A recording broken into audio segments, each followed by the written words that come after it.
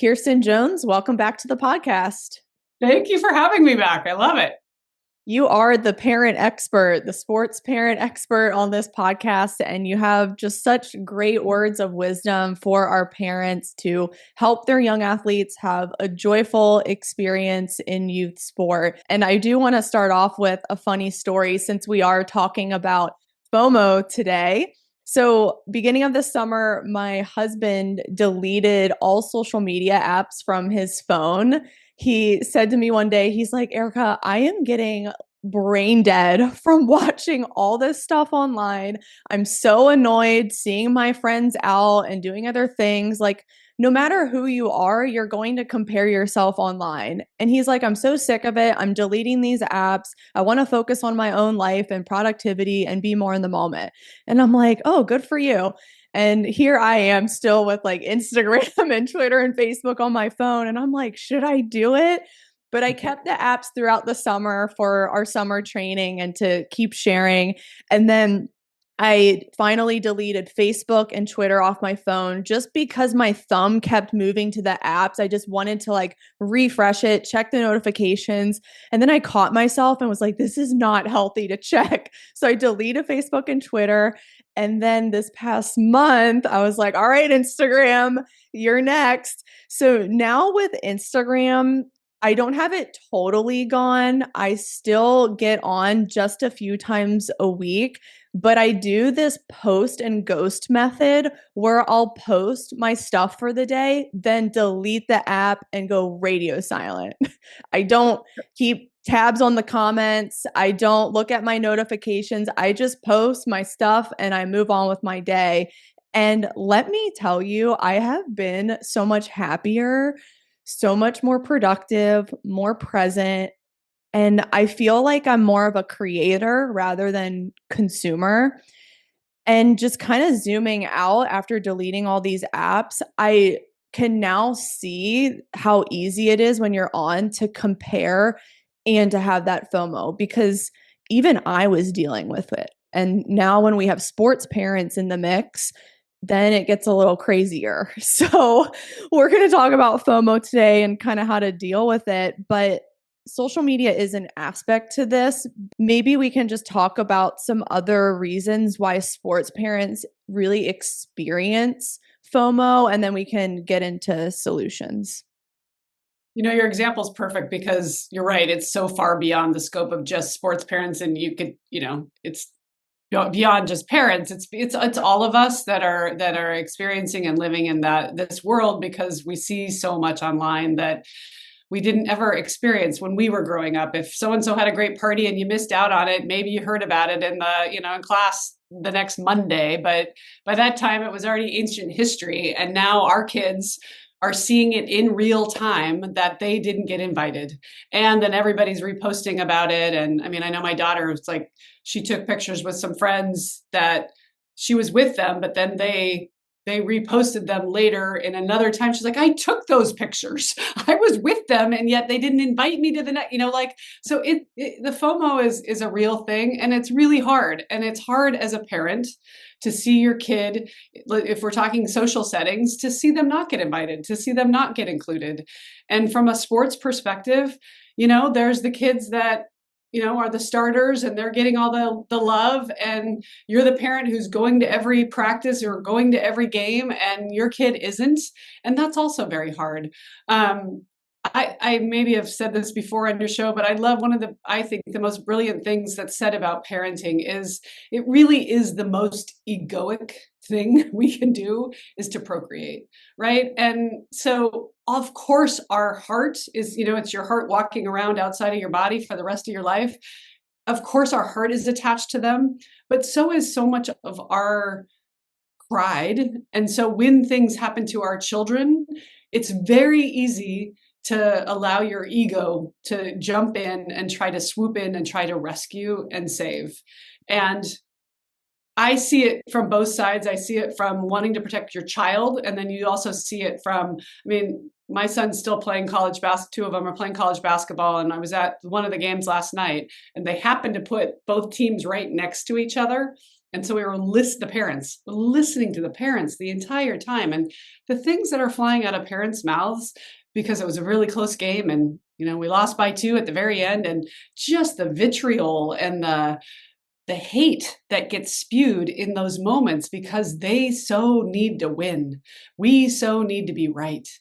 And when we spend our time doing that, again, it's hard. I'm just as competitive as the next person. And part of me wants to snap back. Well, he traveled the last time or whatever, right? And so I would say for sports parents specifically, to the question of how do we help ourselves, is we do what your husband did, which is disconnect from the source, whatever it is that you're getting the feed from the most, and check in with how you're feeling.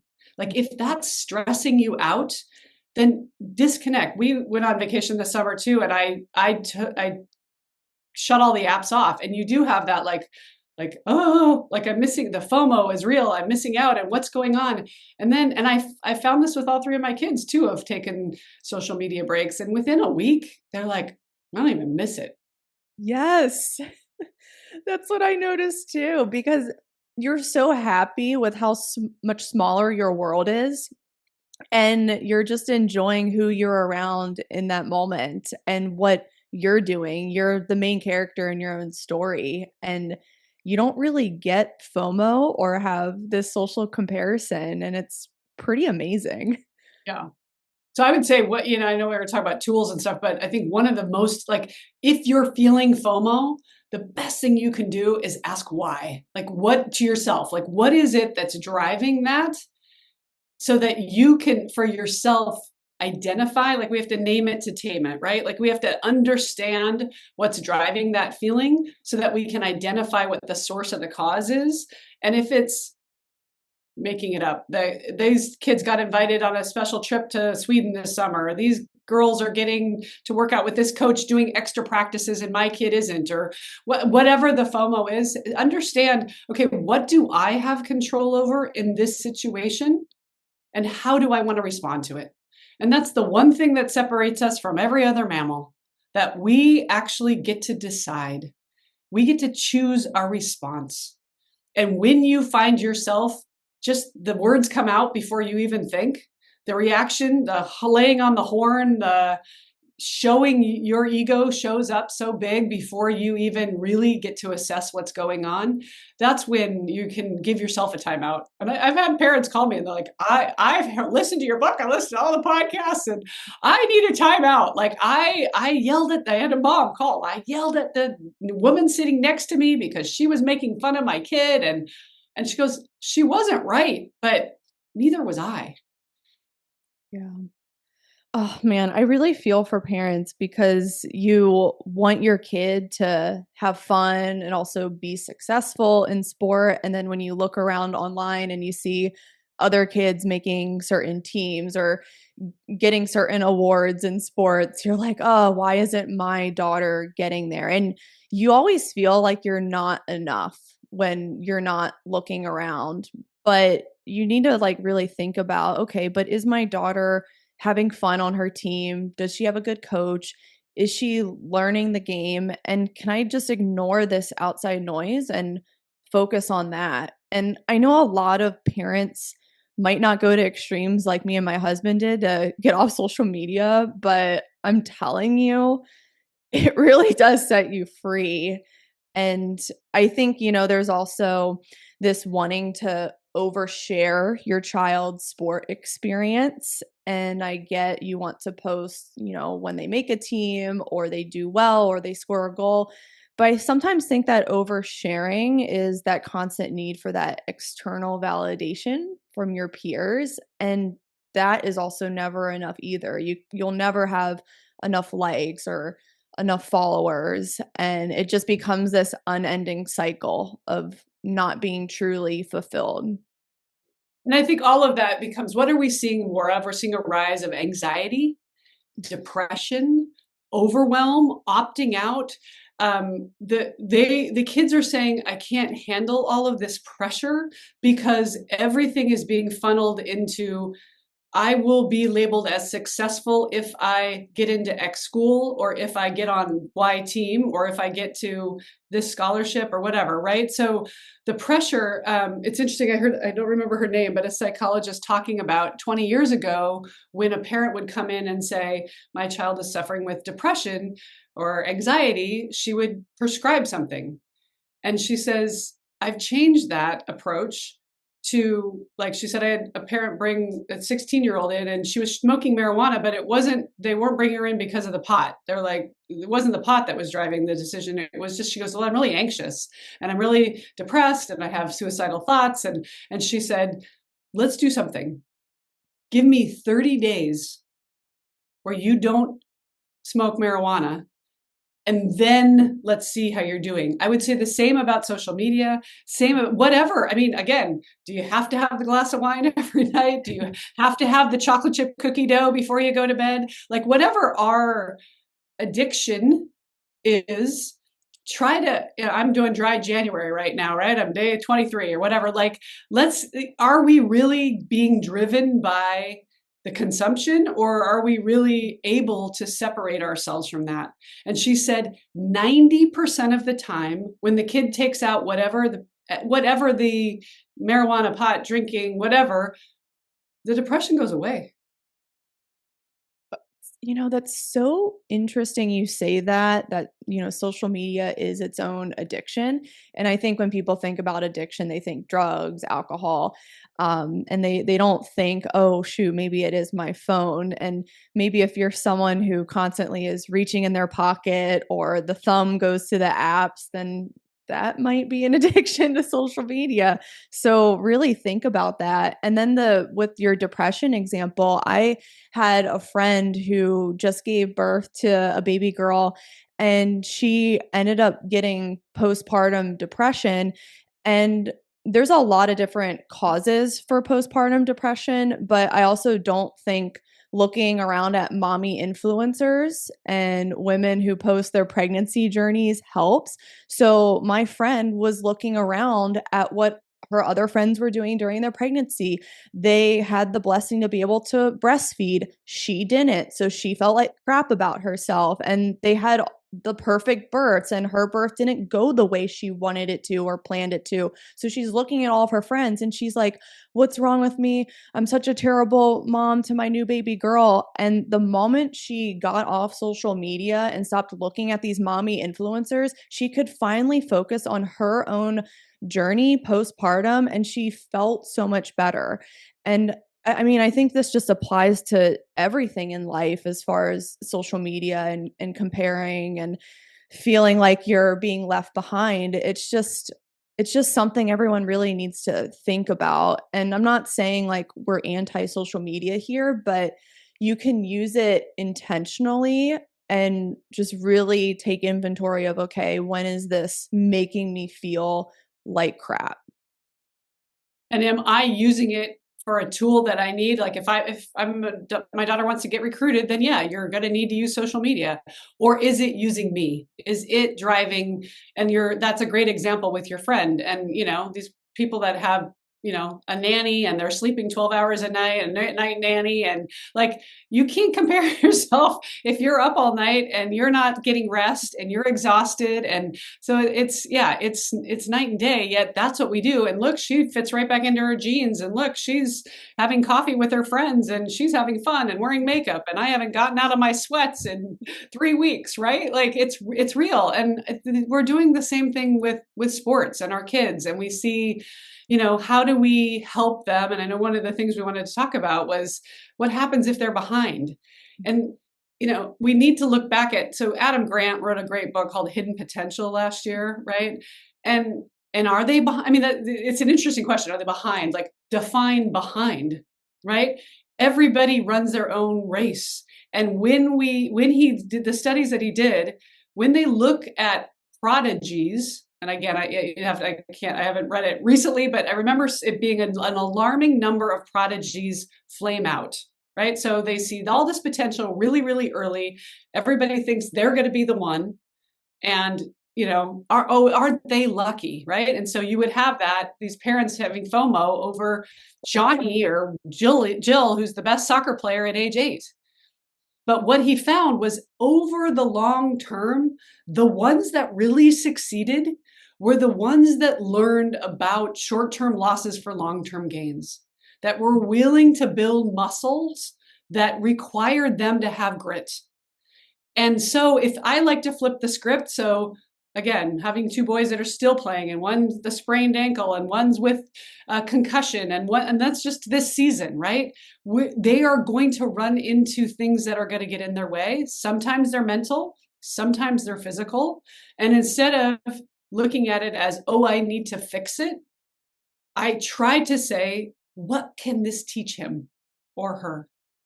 So if you're a parent experiencing this, okay, she's not starting, or she made the top roster and they promised her she was going to be playing and she's not playing. What the best lessons they might actually get out of this might not be what you signed them up for. But when they go through that hard time and they get to the other side of it, you've actually started to build a muscle that she's going to dig back into over and over and over again in her life. So her getting to the top and always being the best and always being chosen first is not necessarily the best news.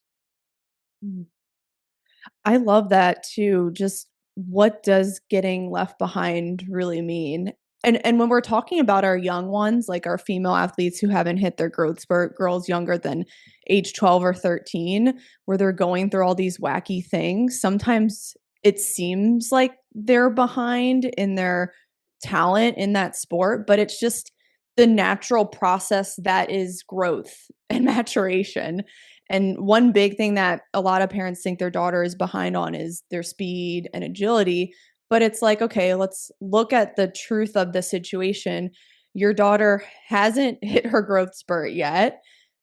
All the other girls are shooting up and they're getting faster, and that's okay.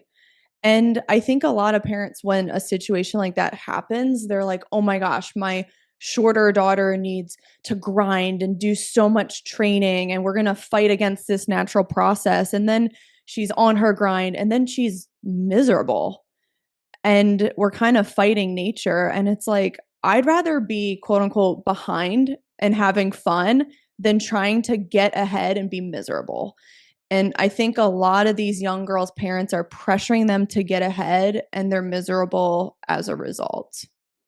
And you might be really, really good, but if you're slogging, if it's getting through it and you're not enjoying the process, we want them pulling on the rope. We want them asking for more. Like what we know are the ones that are the most successful are the ones that couldn't get out of the gym because they wanted to be there, or they were the ones that wanted to learn. And it wasn't because they were dominating. It was because they were hungry. And we hear these stories all the time of the kid who really didn't get any playing time. I wrote about it in my book too. The girl she was 5'2", and the coach said, I would have loved to have played her more, but she physically, as a basketball player, just wasn't that tall. But she was the heart of my state championship team. And I would never not have her on that team because she was the one that I would lock up the high school gym and she'd go to the YMCA around the corner and shoot for another 2 hours.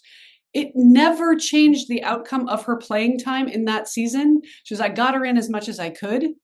I don't know exactly what happened to her, but I can guarantee you all of those skill sets, that grit and that resilience and that work ethic has applied to whatever she is doing next.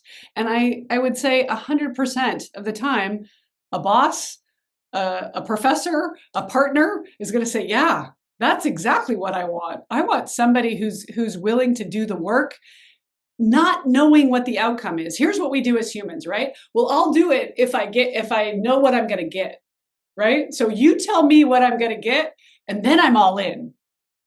That's not how this works. We need to act as if we already have what we want, because we do. When we show up mentally ready to compete, that's when we win or we learn. It's not always going to go our way, but every situation we can say, okay, great. That didn't go how I thought. What can I do differently? Oh my gosh, yes, leaning into that process of overcoming mistakes, continuing to get better, and having that internal drive and passion for the length of your daughter's sports career is so key. And this kind of comes back to what you talk about in your book, Raising Empowered Athletes, is making sure when they're young, it is fun, because nothing kills motivation more than it not being fun. And I get this a lot from parents. I don't know if you get this too with the clients you work with, but some will come to me when their daughter is a teenager and they're like, "Oh, she's just not motivated anymore to get out there on her own." And I just wonder, well, was she pressured too young? Is this sport an obligation for her? Is it your dream and not hers? I think we need to be asking those questions when motivation has declined, or maybe she's in a toxic coaching environment and it's not fun going to practice. I mean, these are all parts of motivation, and just being able to train hard for the long haul and be able to handle failures and setbacks and come back stronger. Motivation's such a part to that, and the fun is at the fundamental. And what is her why? Why is she playing? And if she says, well, my dad loves this, or this is what my mom, I don't know, this is all I've ever done since I was 4, that's an answer. But if she wants to go the distance, and I'm talking about, there are kids that will tell you, yeah, I want to play in college. And like, that's an amazing dream. And I love that. And I think you should definitely be focused on that if that's what they want.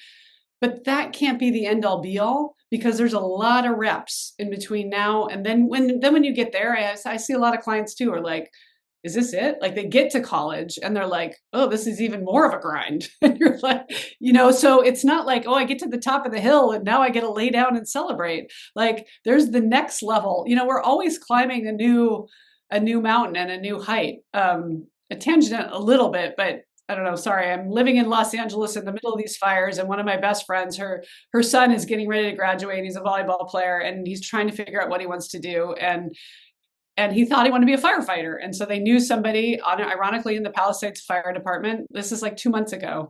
And so they helped him get a shadow day with one of the firefighters. And here, I mean, it's always been really, really hard to get a job. It's very physical. It's like all these tests you have to get through. Like it's not an easy job to get, and budget cuts, as we know now. Anyway, at the end of the day, I said, well, so Owen, why do you want to be a firefighter? And he's like, well, I don't know. It looks cool. And he said, you're done. And he said, what do you mean? He said, you got to have a bigger why than that. And sadly, ironically, his house burned down 2 weeks ago. And I texted his mom and I said, I think Owen found his why. And she said, he said the exact same thing to me. Wow. And I'm not saying everybody has to have a traumatic life event in order to have a why. Yeah. But what I am saying is, if your kid is only playing, this is a good exercise to go. And if you're like asking her, and I that's what I usually do. Like, so why do you play? And the girls that say, well, all my friends are on the team, that's fine. Like, it's totally fine to say it's social. And to your point, friends, fun, and fundamentals. Before age 13, focus on the 3 Fs. Forget the 4th F, FOMO. Well, they're on that team. They get to travel here. They get this private coach. Forget the FOMO. Focus on the 3 Fs.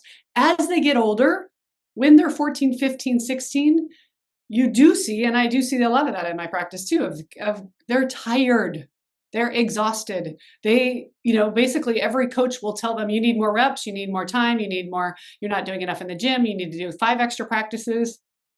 And a lot of times I need to coach them to say, it's okay to say no. Not always, but you also have to, mental health is also going to require you. It's a marathon. You're going to need to be able to, again, coach yourself to say, I'm feeling run down. I need a day off. And again, you have to balance that with, if you're taking every other Friday off because you don't feel like going, that's different than, gosh, my knee's really hurting. If I took a day off, I'd be ready for the next practice. I'm going to take a day off. So balancing those things. And that's what I see as the parent's role, is the frontal lobe is still wide open. They can't make those decisions. So be the sounding board for them. And you'll know your kid, whether they're trying to get out of something or whether they're actually crying for help. Mhm. I think that's a good point when girls get older, like 14, 15, 16, in those specialization years, those training to compete years, training to win years. They have to have that deeper why because the stakes are so high and it's super competitive and it only gets harder the older you get. But it is important the fun young so that by the time they are those older ages, they're not completely done from being on their grind since age 8. You have to love it. If you got to go play in college, like, I mean, was lucky enough to get the Washington State or Golden State Warriors coach Steve Kerr on the podcast, and he talks about the happiest person in the gym is Steph Curry because he comes in bouncing in every day. He loves it. Like he goes, I don't even know where he gets it, but he goes, how can I not love what I'm doing when I'm around that? It's infectious, right? So even if your kid is the kid that never comes off the bench, but is that kid, my son played with one of those. And I always tell him when I see him, I give him a big hug. I'm like, great. When you're ready to hire my son, let me know because he's that kid who was always the glue, who was always the one that worked hard. So parent the child you have, not the one you wish you had. And that's really hard because we all want to raise the superstar. Oh, it's so great. And they're a 5-star athlete and they're getting recruited. And of course, I think a lot of people, and I don't think that's bad. A lot of people have that dream and say, oh, isn't that great? We would all love that. But 10, 15 years from now, when nobody even can remember who was on that team, and your kid is the one that was like just doing the work, always showing up, guarantee you the long-term payoff, that's the hidden potential. Mhm. And that's going to be stuff that takes them to life after sport and continuing to love training and being healthy and taking care of themselves. And as you were talking there about him loving to get into the gym and his coach sees that, I was just thinking of a few of my athletes who they're not on the highest level teams and they just come into the gym because they just want to lift weights and train. It's not like they're trying to make a certain team or get recruited to play D1. I do work with some of those girls, especially like ECNL players, and they have those goals, which is amazing. But then you have girls that are just like, I'm coming in because I just want to come in and I don't care about ECNL. I don't care about any of this stuff. I just want to deadlift and do pull ups. And I think that's so cool to see that they're just recognizing the importance of training, not just for their sport, but just for overall health and life. What we know are particularly women, but both boys and girls who are active to the age of 23 are 10 times more likely to be active for life. We don't get to pick our outcomes, but we get to pick our daily choices, and those become our habits, and then our habits predict a lot of times predict our outcomes.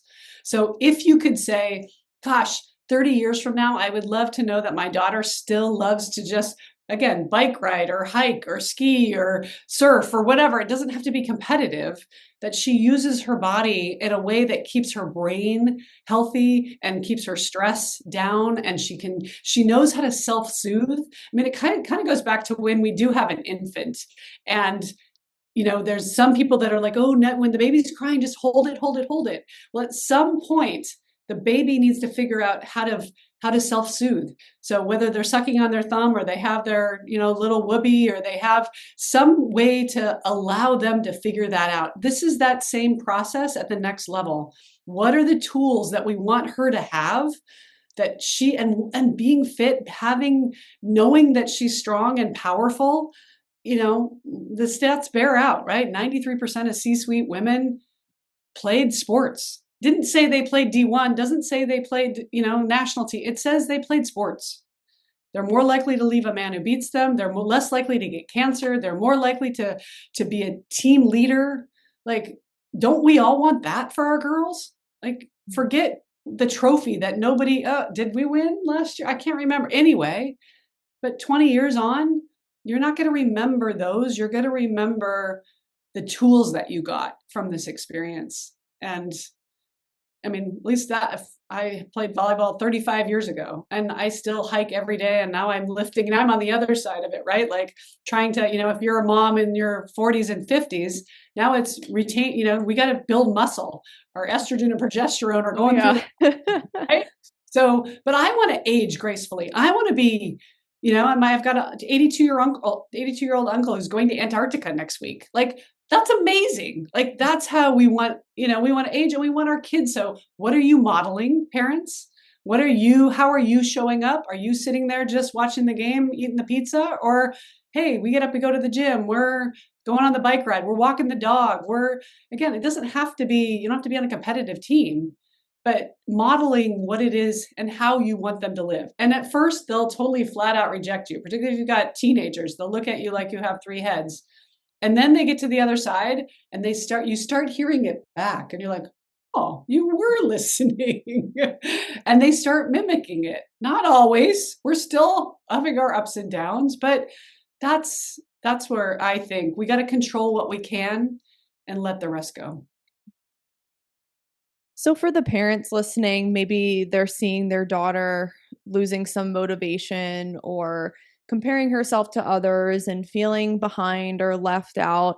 How can they approach a conversation with her, especially asking about her why and making sure she really wants to do this? Because I know some parents fear that conversation because of what they might hear. So how can they approach that? At first, I think it's the how is just as important as the what do you ask, but how do you do it and not right after a game or right in the middle of the heat of something. But personally, my strategy was, I did this even with my 19-year-old the other day. I took her for a hike where we don't have to look at each other, but we're together. Or a car ride if you live in a place where you need to be in traffic, and it's not in a I need to talk to you about this. But hey, how are you feeling about things? Can we just do a little check-in? And it's amazing, at least I have found with all three of mine, like once you give them the stage and the opportunity and they're not in tomorrow's a big game, like don't do it in a time when there's anything on the table. You're doing it in a time where I just want to check in. How's it going? Like, what are you thinking? I just, this is not what I thought it was going to be. I thought I was going to be an impact player on this team. I don't, whatever the situation is, but let them give them the opportunity. And here's the biggest thing you can do is don't interrupt and don't interject with your opinion. And it's hard. It is. I mean, at least for me, I was like, oh, yeah, I did this. So why this happened to me, right? No. What do you think about that? Well, why? Why did that happen? And you can do the three whys. Why did you make that choice? Why would you like to continue? Or why do you want to leave? Whatever. Follow the tree of whys as to what they're thinking about and getting them. And I think girls are better than boys, at least. Boys, sometimes you can't get a word out of them. But most girls, I find, if you start to just ask them, they really do want to share with you. And they really do have an opinion. And when they're thrilled that you even asked.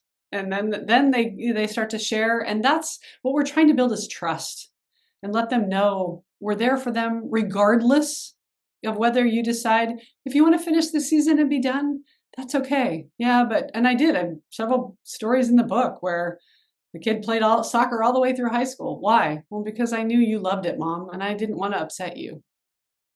Do you really want your kid only playing because it would upset you if they quit? If they could be using those 4 years to become a better architect, drawer, scientist, whatever, right?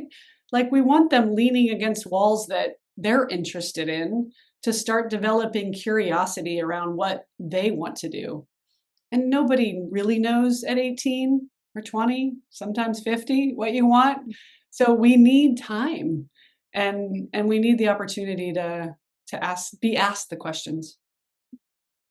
I think that's great advice. And that's why I love having you on because you're just so honest with parents and give really sound, unemotional advice. And I think what I mean by that is I sometimes see sports parents in other sports parents Facebook groups and they panic and they ask, "Oh my gosh, like my daughter's struggling with this. Like everyone please help me out. And you see like 50 comments from other parents and it's like, oh my gosh, everyone's giving different advice. This is so stressful. And I'm just like, I feel that just adds to the panic more because you're not given like a grounded piece of advice. So I don't know like how you feel about those like sport parent Facebook groups, but I sometimes think parents can go down these rabbit holes and it doesn't really help.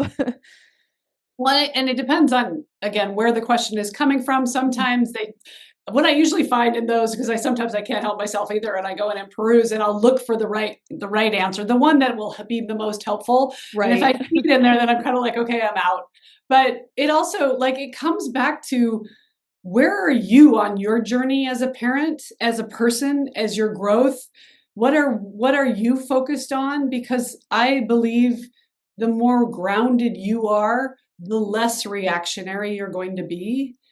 And again, even if you find yourself getting triggered over things that you're like, okay, when you're in a calm moment, okay, probably shouldn't have been yelling at the ref last night, or probably I hate that coach. And I mean, I have parents do that. The kid hasn't played for that coach in 5 years, and you say the coach's name and their eyes go dark. And like that's a sign that, wow. And again, I know we love our kids and but we have to find our own center, and we're all different. So I'm not saying you have to be Zen, but you have to understand what your motivation is in asking the question of the Facebook group, and what do you want to get out of it.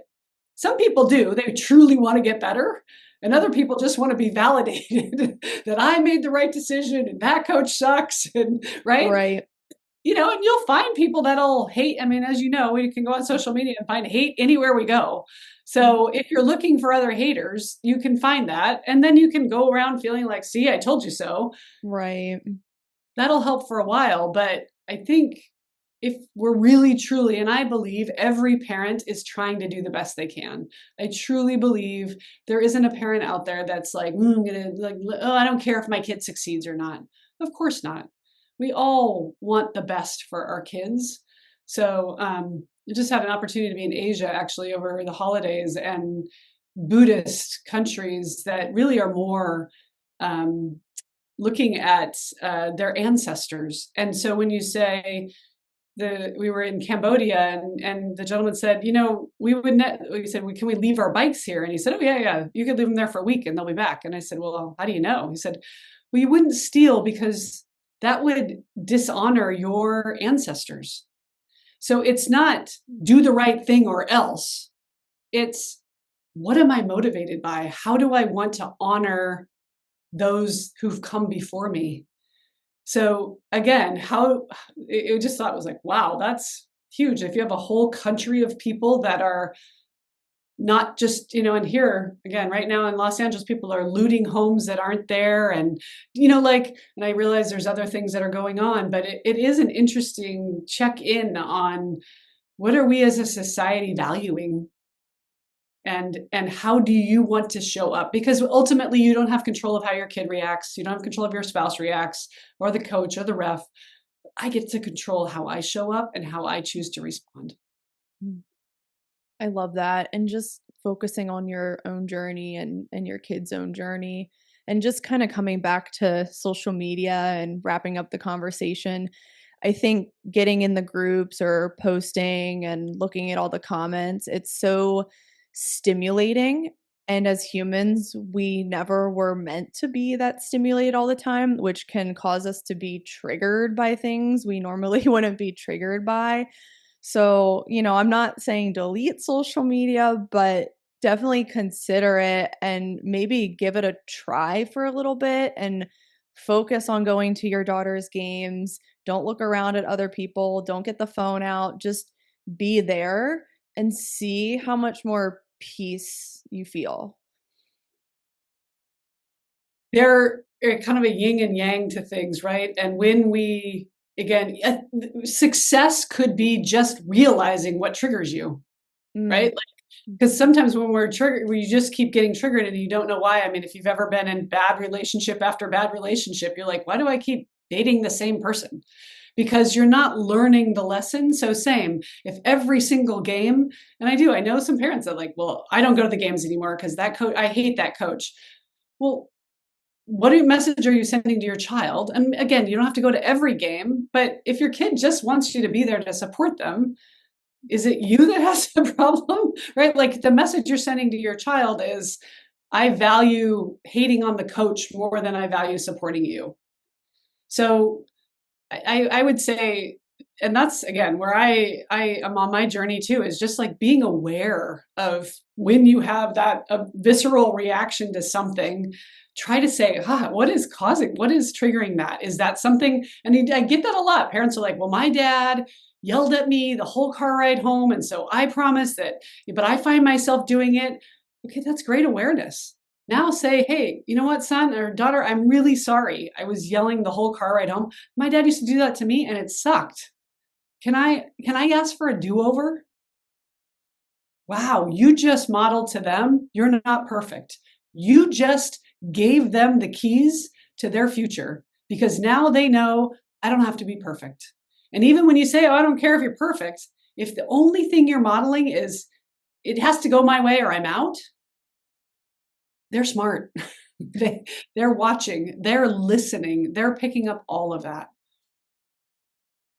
Well, Kirsten, this has been such an amazing conversation. And of course, I am going to leave all of your links in the caption below, your amazing book that I always revisit. It's that good. It is the Sports Parent Guidebook, I like to call it. It has everything in there. I mean, and the stories are funny and crazy and a lot of things that are very relatable to our parents. So be sure to check that out. And I'm sure, Kirsten, you'll be back another time on the podcast since you are a regular guest. So if you guys like the video, please give a like, leave a comment, and we'd love to hear from you. So thank you, and I will see you next time.